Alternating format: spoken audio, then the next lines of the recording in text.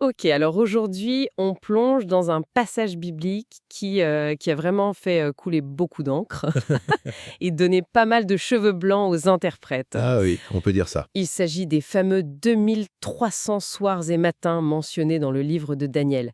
C'est un de ces textes prophétiques, bon, assez cryptiques, hein. Tout à fait. Notre source du jour, c'est un document qui essaye un peu de démêler tout ça. Il pose des questions très précises sur comment comprendre cette période. Mhm. Notre mission, c'est de suivre cette analyse, essayer de voir où sont les points de blocage et ce que l'auteur de cette source lui en conclut. Alors, prête à creuser? Absolument. Pour remettre juste un peu de contexte, on est dans le chapitre 8 de Daniel. Daniel reçoit une vision assez forte. Et là, une question est posée en gros. Combien de temps va durer cette affaire de sacrifice continuel aboli, de péché dévastateur? Combien de temps le sanctuaire et l'armée seront foulés aux pieds? Et la réponse arrive. Et la réponse tombe, jusqu'à 2300 soirs et matins. Alors le sanctuaire sera purifié. Et c'est là que, bon, les questions commencent. 2300 quoi, au juste? Des jours? Des années? Et cette purification du sanctuaire, qu'est-ce que ça veut dire concrètement? C'est là-dessus que notre source travaille. Parfait. Alors, entrons dans le vif du sujet. La première hypothèse que le document examine, est-ce que ces 2300 jours pourraient démarrer pile au milieu de la dernière semaine des 70 semaines de Daniel? C'est ça. Pour ceux qui suivent, les 70 semaines, c'est l'autre grande prophétie Daniel, souvent liée à Israël, au Messie. Si on part de là, ça voudrait dire que les 2300 jours finiraient 140 jours après la fin des 70 semaines. C'est ça. Exactement. Et là, d'après l'auteur de notre document source, ça coince. Vraiment. Sa première grosse objection, ça concerne le timing du millénium, ce fameux règne de 1000 ans de l'Apocalypse. Oui. Pour cet auteur, le millénium, logiquement, il doit commencer immédiatement après la fin des 70 semaines, parce que pour lui, cette fin des 70 semaines marque la fin du péché. Ah, d'accord. Donc, pour l'auteur, si les 2300 jours débordent de 140 jours, ça crée un problème. Un décalage. Hmm. Le millénium commencerait avant la fin de cette purification des 2300 jours. C'est précisément ça. Ça ne s'emboîte pas dans sa chronologie des événements finaux. Et il a une deuxième objection qui est liée à la nature même de la purification du sanctuaire. Mhm. Il l'associe à quelque chose de très spécifique, l'expiation de ce qu'il appelle le sanctuaire réel. Alors, il faut peut-être comprendre la communauté des croyants, l'Église, enfin quelque chose comme ça, qui aurait besoin d'une purification spirituelle finale.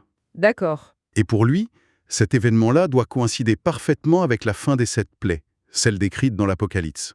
Et donc, si on fait commencer les 2300 jours au milieu de la dernière semaine, leur fin 1040 jours après la fin des 70 semaines, elle ne tomberait pas au même moment que la fin des plaies, c'est ça? Exactement.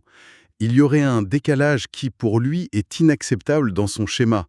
Pour cet auteur, la fin des 2300 jours doit s'aligner pile poil avec la fin des plaies, pour marquer cette purification ultime. Compris. Donc, cette première piste, ce départ au milieu de la dernière semaine, elle est jugée peu probable dans l'analyse qu'on suit. Parce qu'elle crée des conflits avec l'interprétation que l'auteur fait d'autres éléments clés, comme le début du millénium ou la fin des plaies. C'est tout à fait ça, c'est le raisonnement présenté. L'alignement temporel que cette hypothèse propose, ça ne fonctionne tout simplement pas dans le cadre de référence de cet auteur. Ok, passons alors à la deuxième grande question. Sans doute la plus débattue autour de cette prophétie. Faut-il appliquer ici ce fameux principe un jour pour une année? Ah, la question classique. Oui. C'est une méthode d'interprétation qu'on trouve dans certains milieux où un jour prophétique symboliserait une année historique. Si c'est le cas, alors ces 2300 soirs et matins seraient en fait 2300 années. Voilà. Mais alors là, le vrai casse-tête, c'est d'où on fait partir le compteur. Et c'est là, comme le montre bien notre source, que les choses se corsent sérieusement. Absolument. Et pour aller droit au but, l'auteur de notre document remet très fortement en question cette interprétation en année. Vraiment. Le document passe en revue, méthodiquement, plusieurs points de départ possibles pour ces 2300 ans. Et Et à chaque fois, la conclusion de l'auteur est la même. Ça ne colle pas. Ça soulève des incohérences majeures, que ce soit historiquement ou théologiquement. ok, ça c'est une affirmation forte d'entrée de jeu. Voyons voir pourquoi. Quels sont ces points de départ qu'il a testés et pourquoi il les rejette? Alors, Premier essai examiné, faire partir le compte depuis la date où Daniel a eu la vision, on situe ça vers 553 avant notre ère. Bon, si on ajoute 2300 ans, On arrive où? on atterrit vers 1748 après Jésus-Christ. La réaction de l'auteur est assez directe.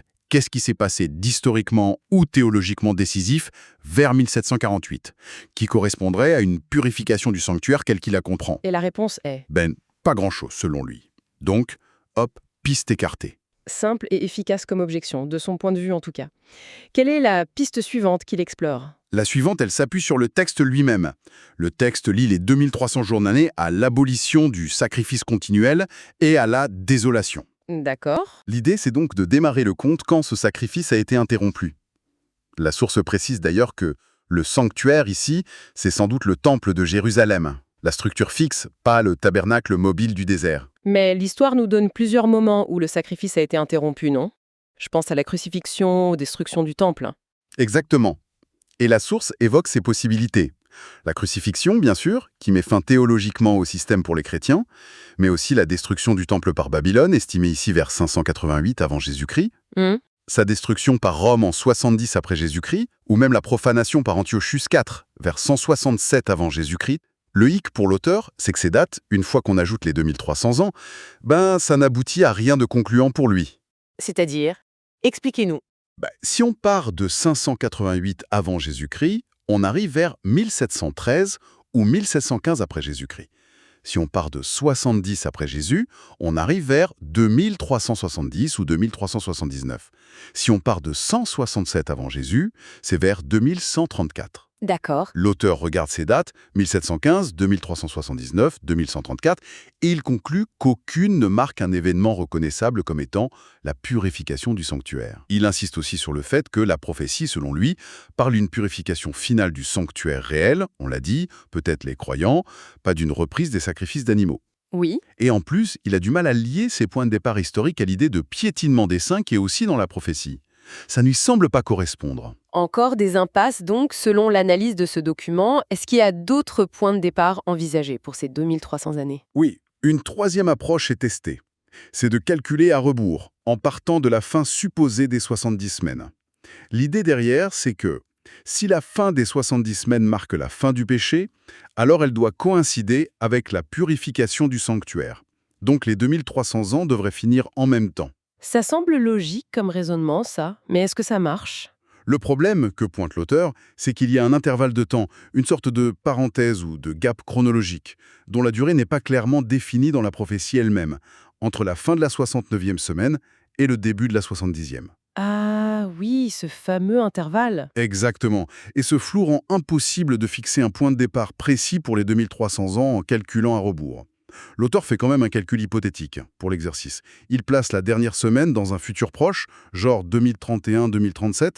Ça ferait démarrer les 2300 ans vers 264 avant Jésus-Christ. Et alors? Alors, il objecte tout de suite que cette période, 264 avant Jésus-Christ, c'était la domination ptolémaïque en Judée. C'était relativement calme. Pas du tout la période de persécution intense, de piétinement qu'il s'attendrait à voir au début des 2300 jours. Logique, si la période commence par une désolation, le point de départ historique devrait refléter ça, en effet. Il reste une dernière option majeure testée dans la source. Oui, la quatrième et dernière grande option examinée, c'est de faire coïncider le début des 2300 ans avec le début des 7 semaines elles-mêmes. Les 7 semaines, elles, démarrent avec un décret qui ordonne la reconstruction de Jérusalem. Mhm. Si on utilise le décret d'Artaxercès, souvent daté de 458 avant Jésus-Christ, même si l'auteur note qu'il y a débat sur le bon décret, la date exacte, etc. Oui, ok. Si on prend 458 avant Jésus, on ajoute 2300 ans et on arrive à 1843 après Jésus. Là, cette date, 1843, ça doit parler à certains. Elle a été très significative dans l'histoire de certaines interprétations, adventistes notamment. Mais qu'en dit l'auteur de notre source? Il rejette aussi cette option. Son argument est assez simple. En 1843 ou même 1844, qui est souvent associé, le péché n'a pas pris fin. La purification du sanctuaire réel, tel qu'il la conçoit, n'a pas eu lieu. La première résurrection n'est pas arrivée, la persécution n'était pas terminée, bref. Bref, les marqueurs prophétiques qu'il attend à la fin des 2300 jours, ils n'étaient pas au rendez-vous en 1843-44, selon son analyse. C'est exactement ça. Voilà qui boucle la boucle sur cette question du jour pour année. Si je résume bien la position de l'auteur telle que présentée dans notre source, qu'on essaye de faire démarrer ces 2300 années depuis la vision, depuis une des interruptions du sacrifice, en calculant à rebours, depuis la fin qui est floue des 70 semaines, ou même depuis le début des 70 semaines. Mhm. À chaque fois, l'analyse présentée dans le document conclut que ça mène à une impasse. Soit la date d'arrivée ne correspond à rien de marquant, soit le point de départ historique ne colle pas avec le contexte de persécution décrit. C'est bien ça? C'est exactement ça. Le cœur de son argumentation, c'est vraiment cette discordance persistante entre les dates qu'on obtient avec le calcul en années et sa compréhension des événements cruciaux qui doivent marquer la purification du sanctuaire, un événement vraiment final lié à l'expiation, la fin du péché, la résurrection, etc. Et apparemment, l'analyse ne s'arrête pas là. Le document utilise aussi des tableaux pour pointer d'autres difficultés. Oui, c'est ça. Pour renforcer son propos, l'auteur visualise certaines de ces incohérences avec des tableaux. C'est une façon de mettre en évidence des tensions logiques internes, si on essaye de forcer certains alignements temporels. Donnez-nous un exemple pour qu'on comprenne mieux. Bien sûr. Un des tableaux examine, par exemple, ce qui se passe si on suppose que les 2300 jours, qu'ils soient littéraux ou symboliques d'années, se terminent exactement en même temps que les 70 semaines. Ok. Si l'événement qui déclenche cette période de trouble, l'abolition du sacrifice, la persécution commence, disons, un peu avant le début officiel de ces 2300 unités de temps, alors la question se pose. Pourquoi la prophétie donne spécifiquement le chiffre 2300 ? Ah. Pourquoi pas un chiffre qui couvrirait toute la durée du trouble, comme 2520 jours par exemple, qui équivaut à 7 années prophétiques si le trouble dure plus longtemps? Ah, intéressant. Ça met le doigt sur une possible incohérence dans la signification même du nombre 2300 si son point de départ ne correspond pas exactement au début de l'action qu'il est censé mesurer. C'est subtil comme argument, ça. C'est une manière de dire que si on adopte certaines interprétations, le nombre 2300 lui-même peut finir par sembler un peu arbitraire. Et ça ramène toujours à l'idée centrale de l'auteur, qu'il martèle tout au long de son analyse. La fin de ces 2300 jours, la purification du sanctuaire, ça doit être un moment précis. Mhm. L'expiation finale, qui rappelle le jour des expiations bibliques, Yom Kippour, la première résurrection, le jugement de la bête de l'Apocalypse et l'emprisonnement de Satan. Pour lui, tout doit s'imbriquer parfaitement à ce moment-là, ce moment culminant. Bon, cette exploration nous montre bien à quel point ce passage de Daniel est un véritable défi interprétatif. Ce n'est clairement pas simple. Ah non, loin de là. Comme l'illustre très bien le document source qu'on a parcouru ensemble, les différentes approches, jours littéraux contre années, les différents points de départ possibles, elles aboutissent à des conclusions très différentes. Et pour l'auteur de cette analyse spécifique qu'on a suivie, l'interprétation des 2300 soirs et matins comme 2300 années, elle semble soulever trop de problèmes insolubles. C'est indéniable. En lisant entre les lignes de ses objections, on sent bien qu'il penche fortement, lui, vers une interprétation plus littérale. 2300 jours réels. Donc une période courte. Une période relativement courte, oui, qui trouverait sa place non pas étalée sur des siècles, mais concentrée à la toute fin des temps, en lien direct et précis avec les événements culminants qu'il associe à la fin des 70 semaines, la purification du sanctuaire réel, l'expiation finale, la fin du péché, tout ce qu'on a mentionné. Et ça nous laisse avec une question pour la route finalement. Une piste de réflexion qui découle directement des difficultés soulevées par notre source aujourd'hui. Laquelle ? Bien. Si l'interprétation en 2300 années pose effectivement autant de problèmes de correspondance historique et théologique que le suggère cette analyse, quelles seraient alors les implications si ces 2300 soirs et matins devaient bel et bien être compris comme des jours littéraux ? Où et quand une telle période pourrait-elle s'insérer, au cœur même des événements finaux décrits dans les prophéties ? Bonne question. Voilà une question ouverte, stimulée par notre discussion, à laisser mûrir.